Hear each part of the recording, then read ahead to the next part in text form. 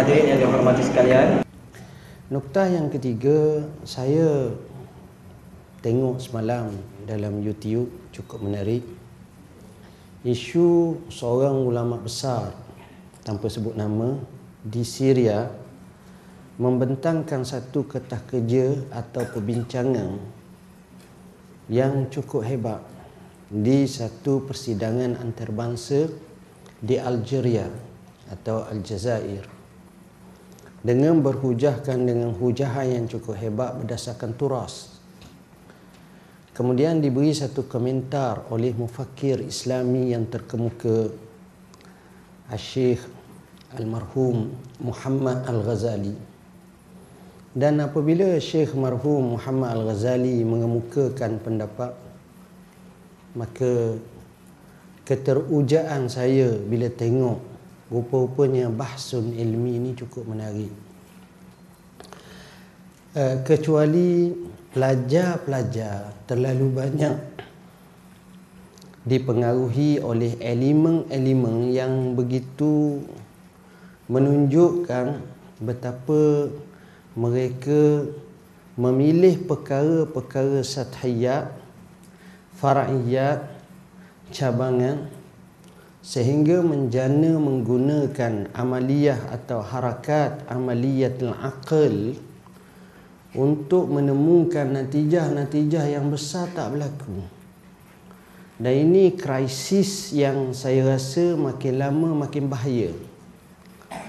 Nampak macam termenung tak faham tu. Saya akan cuba beri fahamkan. Contoh, pelajar-pelajar kadang-kadang terlalu berminat dalam beberapa isu dengan istilahat yang mana mereka ini terkagum dan terujub dengan istilahat dan perbincangan. Mereka rasa kagum bila bincang berkenaan kunut. Adakah ada atau tidak bid'ah atau tidak dalil ataupun tidak. Sila baca buku saya, bid'ah tu panjang, saya kata-kata luang. Panjang, boleh bacalah, panjang cerita. Kita akan bincang dalam masalah seperti dalam isu berkenaan dengan Bismillahirrahmanirrahim, bacaan jahriyah atau sirriyah. Kita akan bincang masalah tangan letak dada atau letak atas pusat atau atas sikit, atau istirsal, tak letak apa-apa seperti mazhab Maliki, dan berhujah.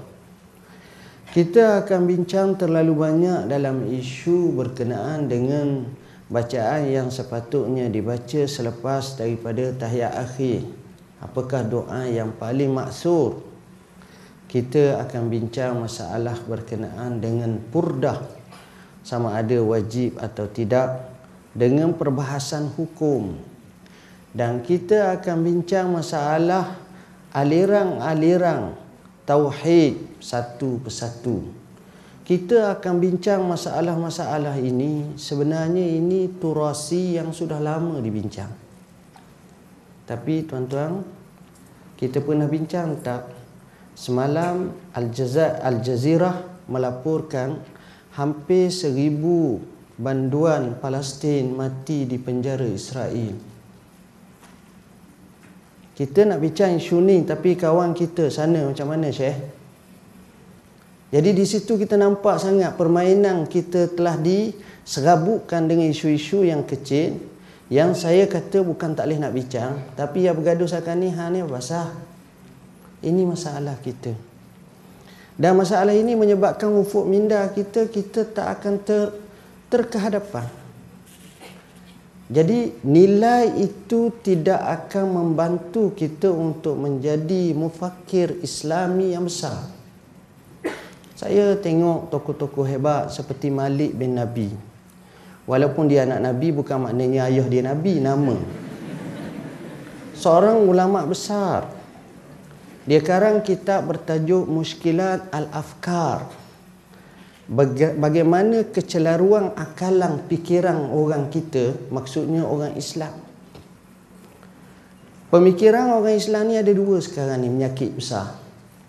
Satu dipanggil Al-Afkarul Mayyitah, yang kedua dipanggil Al-Afkarul Mumitah. satu pemikiran yang mati. Syekh, kenapa tak belajar sungguh? Kenapa tak jadi orang yang hebat? Kenapa tak jadi orang yang sebagaimana kata pepatah Arab, laisal fata man qala abi, innal fata man qala ha anazak. Bukanlah pemuda kalau dok bangga dengan ayah nenek moyang hebat dulu. Tapi pemuda sejati ialah pemuda yang berkata, ini saya menggalas. Tengok. Jadi kita lesu, kita lemah, kita adalah bersifat muqarrar. Bila pelajar muqarrar, melahirkan guru muqarrar, melahirkan selepas itu sistem muqarrar, dan dia akan termuqarrar dengan muqarrar. Luar daripada muqarrar tak tahu, tak maaf. Ini bala. Ini bala. Sebab itu satu kajian baru ni kata university dengan istilah yang dipanggil sebagai geraha ilmu atau tidak. Sebab itulah sebenarnya kalau tuan-tuan, anak-anak yang saya kasihi sekalian, sebenarnya kami ataupun saya tengok, kalau kita faham matlamat tugas kita sebagai mahasiswa Islam Muslim, sebenarnya kita terlalu banyak tugasan-tugasan yang kadang-kadang tak mampu nak buat. Kenapa? Kerana masa yang terhad. Tapi kita melakukan jenayah yang besar apabila berlaku pembaziran masa dalam hidup kita.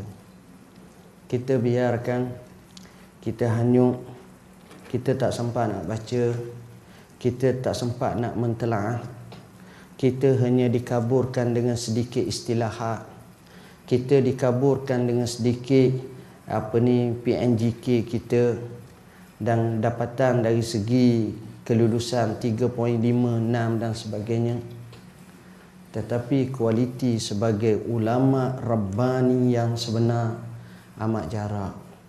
Dan ini satu hal yang saya rasa kita kena menginsafinya. Kita kena menginsafinya.